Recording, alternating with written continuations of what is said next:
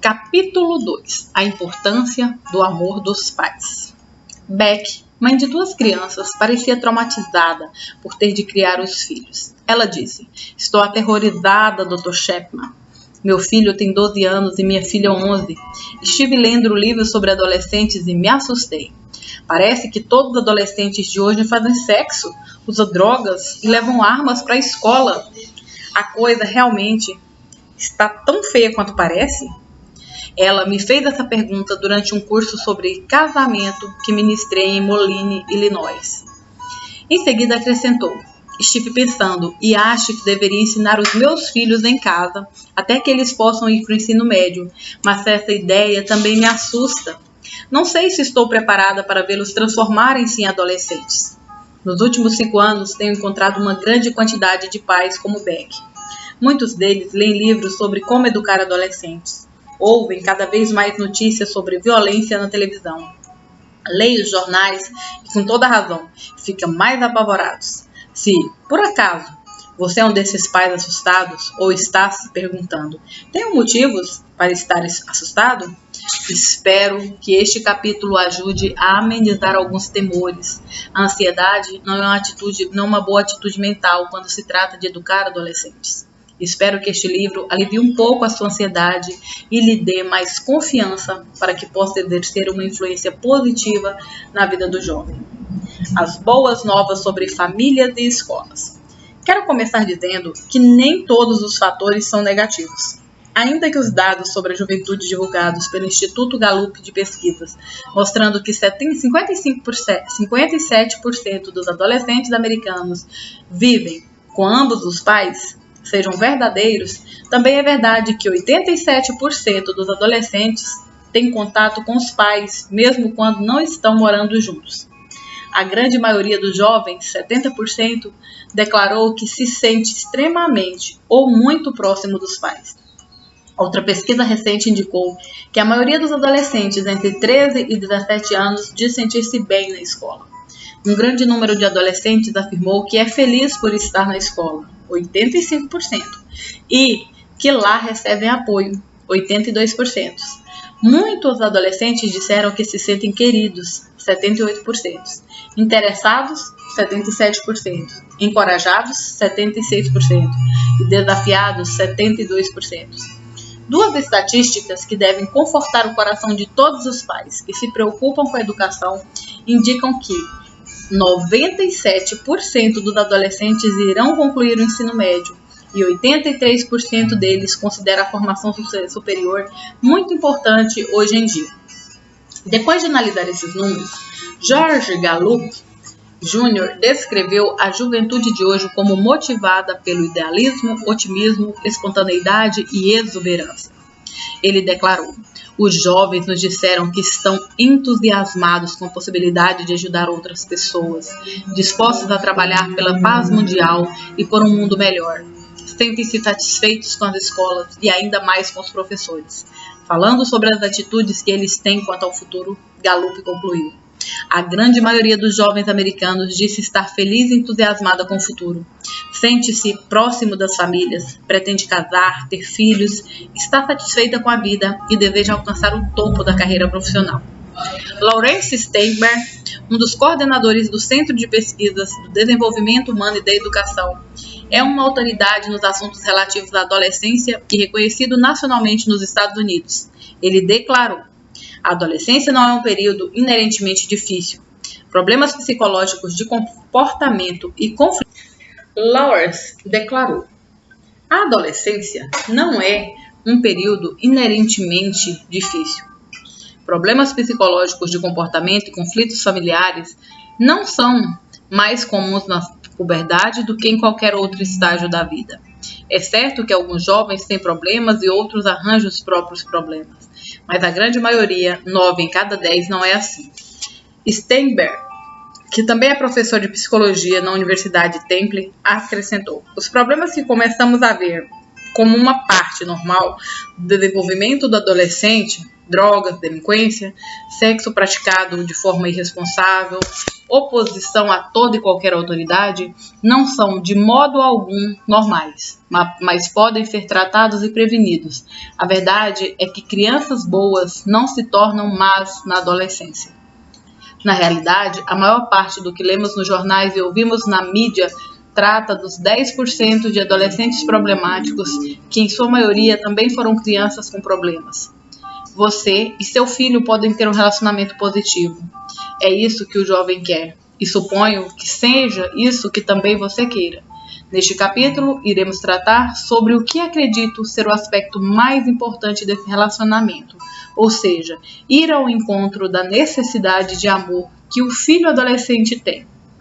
Se essa necessidade for suprida, então ele irá navegar nas águas da cultura, como vimos no capítulo 1. Quando os adolescentes sentem-se seguros do amor dos pais, também sentem-se seguros para enfrentar as influências negativas de nossa cultura, que poderiam impedi-los de se tornarem adultos maduros e produtivos. Sem o amor dos pais, o adolescente pode ceder mais facilmente à influência maligna das drogas, das perversões sexuais e da violência. Na minha opinião, nada é mais importante do que os pais aprenderem a suprir a necessidade que os adolescentes têm de amor emocional. O que quero dizer com amor emocional? Bem, no fundo da alma do adolescente está o desejo de sentir-se ligado aos pais, aceito e recebendo cuidado deles. Quando isso acontece, o adolescente sente-se amado. Vou repetir. Bem no fundo da alma do adolescente está o desejo de sentir-se ligado aos pais, aceito e recebendo cuidado deles. Quando isso acontece, o adolescente sente-se amado. Mas, quando ele não sente essa ligação com os pais, nem aceitação e cuidado, o tanque das emoções interior dele fica vazio, o que irá afetar de forma significativa o comportamento. Deixe-me explicar melhor cada um desses aspectos. O desejo do adolescente de sentir-se ligado aos pais. A presença dos pais. Muito tem sido escrito sobre a importância de as crianças estarem ligadas aos pais.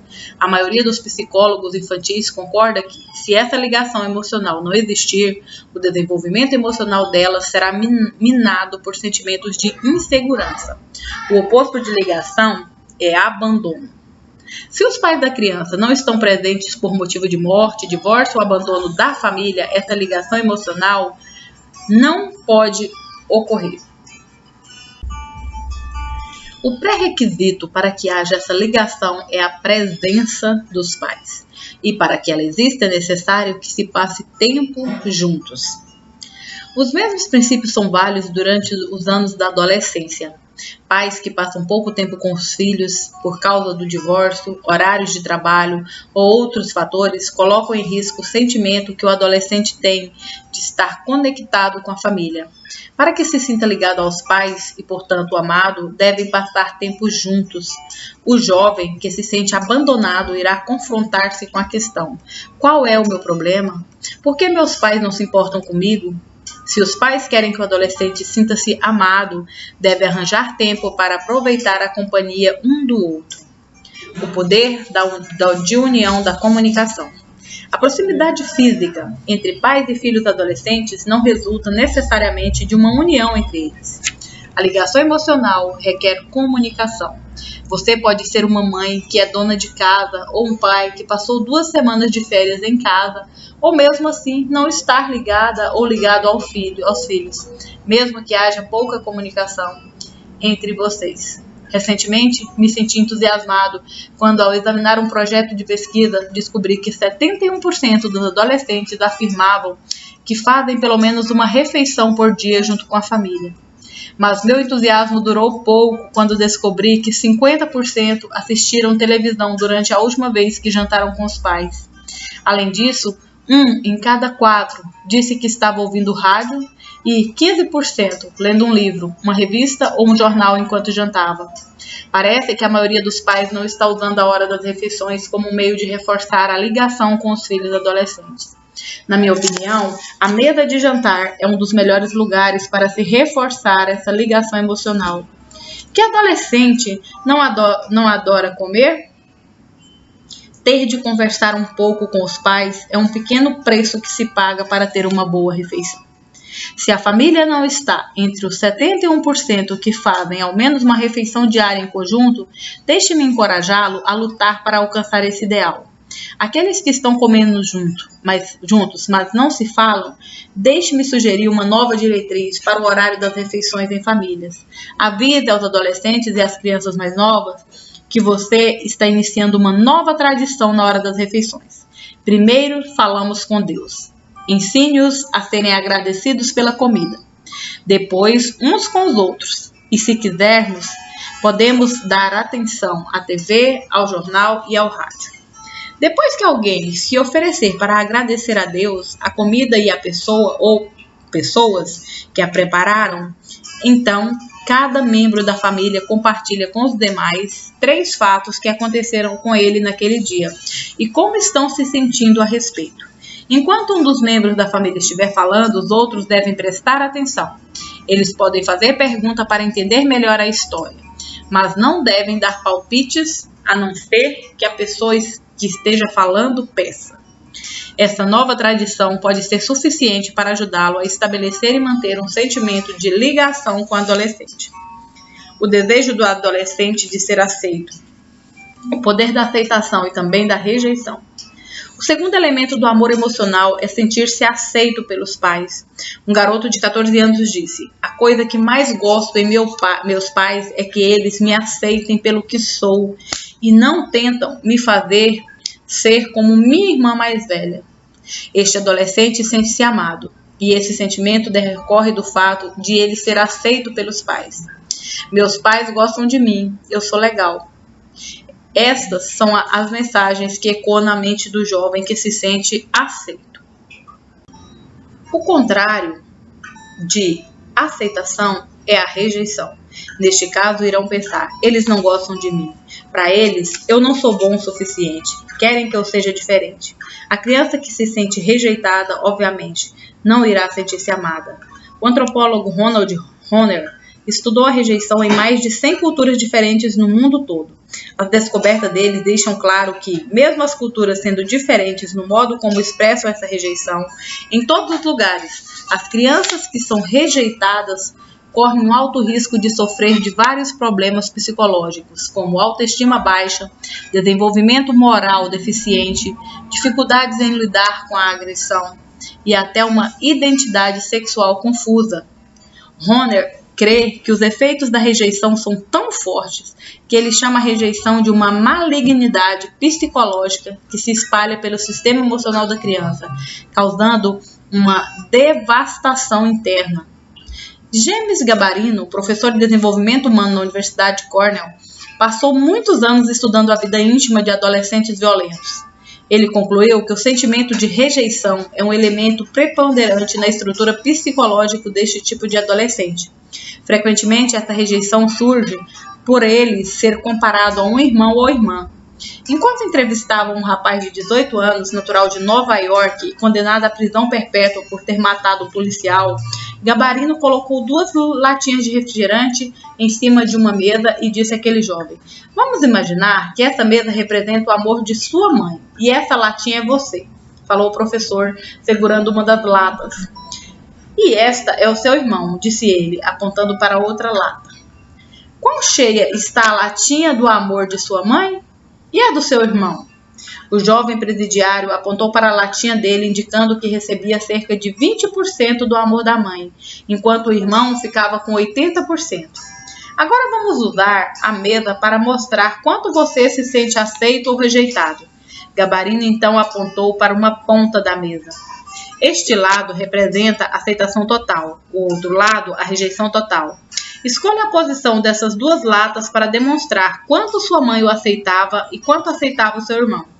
O jovem colocou a latinha dele quase na beirada, do lado da rejeição, e a que representava o irmão no outro extremo da mesa, indicando uma aceitação completa. 90% de rejeição para você e 100% de aceitação para o seu irmão? Perguntou o conselheiro. "Sim", respondeu aquele jovem. É óbvio que o adolescente que se sente rejeitado não pode sentir-se amado. Aceitando o adolescente, corrigindo o comportamento dele. Muitos pais pensam que demonstrar aceitação total é errado. Bob, um pai preocupado de 2 adolescentes, falou com grande doçura quando me disse: Dr. Chapman, não entendo como você pode aceitar um adolescente quando ele tem um comportamento terrível. Não quero que meus filhos sintam-se rejeitados, mas francamente não gosto do modo como se comportam e não gosto deles quando têm esse tipo de comportamento. Talvez os esteja rejeitando, mas não é isso que sinto no coração. Sinto preocupação e amor. Não quero que destruam as próprias vidas. Bob falava em nome dos milhares de pais que ainda não aprenderam a demonstrar aceitação e, ao mesmo tempo, corrigir o mau comportamento do filho adolescente. Iremos tratar disso quando falarmos sobre as 5 linguagens do amor e também no capítulo 12, quando trataremos da disciplina. Por ora, deixe-me tentar explicar bem o nosso objetivo usando uma ilustração teológica. O apóstolo Paulo, que viveu no 1º século, disse que Deus nos fez agradáveis a si no amado. Ele se referia à doutrina central do cristianismo, Efésios 1, 5-6. Deus é santo, nos aceitou, embora pecadores, porque nos vê como uma parte de si mesmo, pois aceitamos o Filho dele, o amado. Visto que aceitamos o seu Filho, Deus nos aceitou. A ideia de Paulo é que mesmo que ele não esteja contente com o nosso comportamento, está sempre satisfeito conosco, porque somos filhos dele. Como pais, é isso que tentamos fazer. Comunicar aos filhos que estamos felizes por sermos pais deles, independentemente do seu comportamento. Isso é o que chamamos de amor incondicional. A ideia de amor incondicional é: eu te amo e me importo com você, tenho um compromisso com você, porque é meu filho. Nem sempre gosto do que você faz, mas sempre irei me importar com o seu bem-estar. Você é meu filho e nunca irei rejeitá-lo. Estarei sempre aqui, fazendo o que acredito ser o melhor para você. Irei amá-lo, não importa o que aconteça. Ken Kefid, presidente do Centro Nacional de Paternidade, disse: nunca esqueça que a grande questão da adolescência é: quem sou eu? O adolescente terá que responder essa pergunta sozinho. O que ele quer ouvir de você é: independentemente do que venha a ser na vida, continuarei amando-o. Kefid ressaltou também o grande medo que cada jovem tem. Nunca esqueça o grande medo da adolescência. Eu sou normal?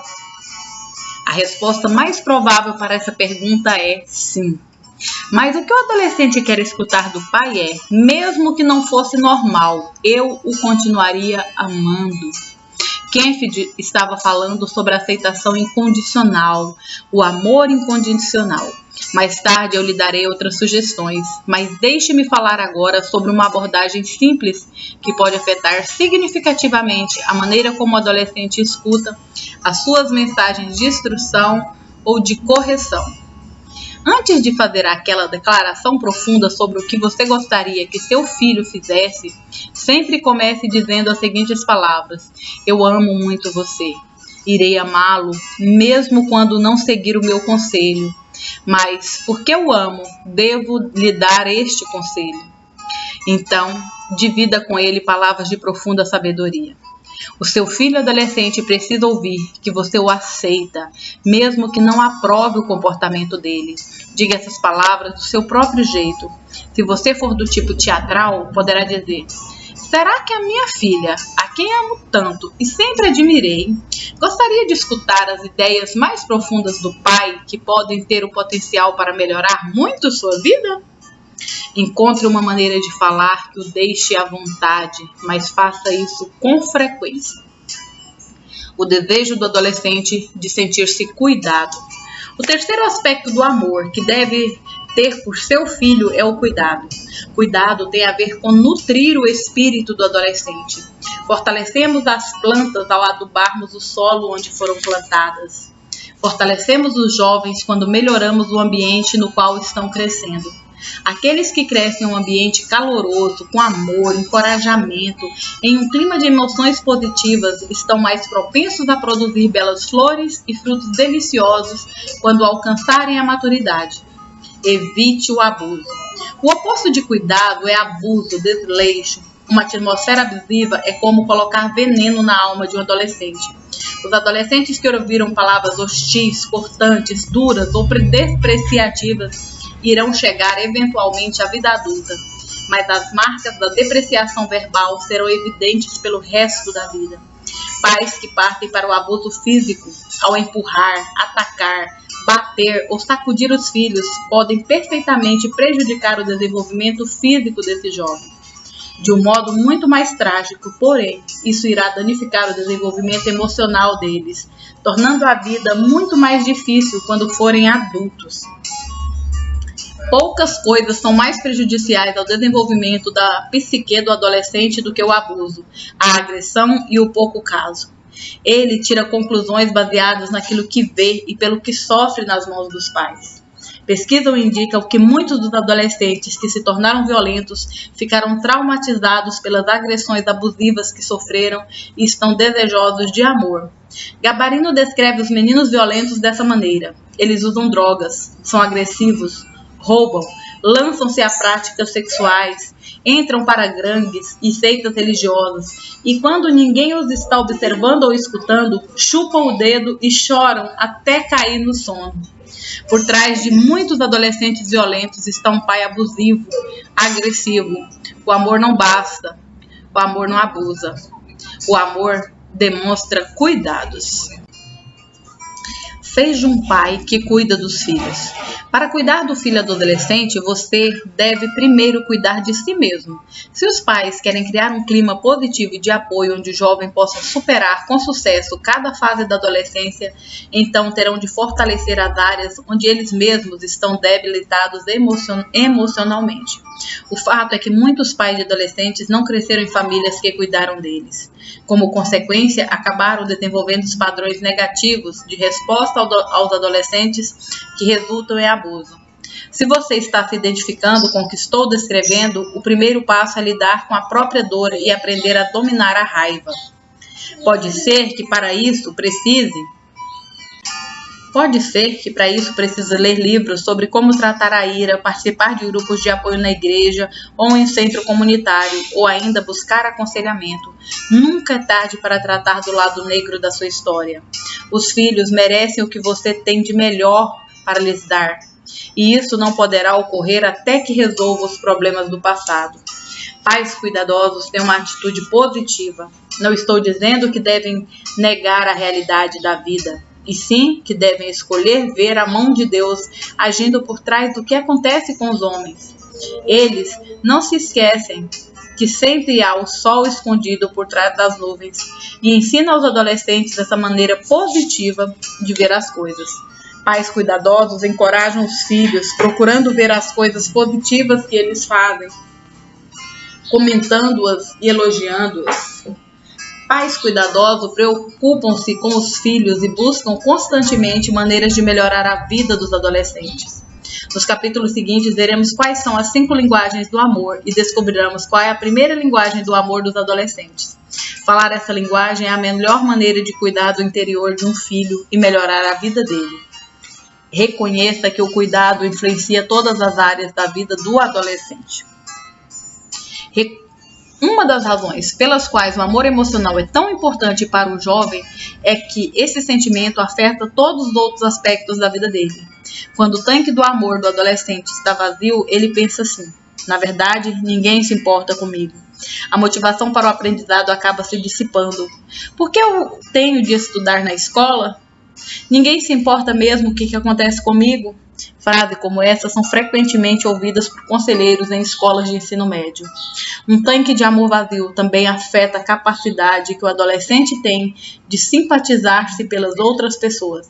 Quando ele não se sente amado, tem mais dificuldade para entender como as atitudes negativas podem afetar os sentimentos dos outros. Uma pesquisa indica que os delinquentes juvenis mais violentos demonstram pouca empatia. Empatia é um dos fundamentos daquilo que Daniel Goleman chama de inteligência emocional.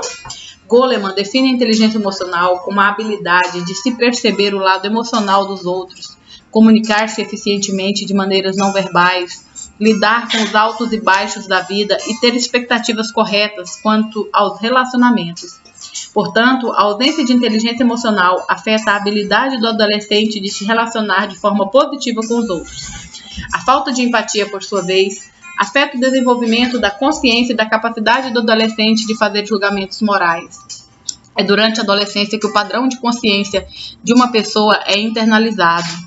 Na infância, os padrões que ele conheceu foram ensinados pelos pais, mas na adolescência, os próprios conceitos do que é moral e imoral estão em conflito.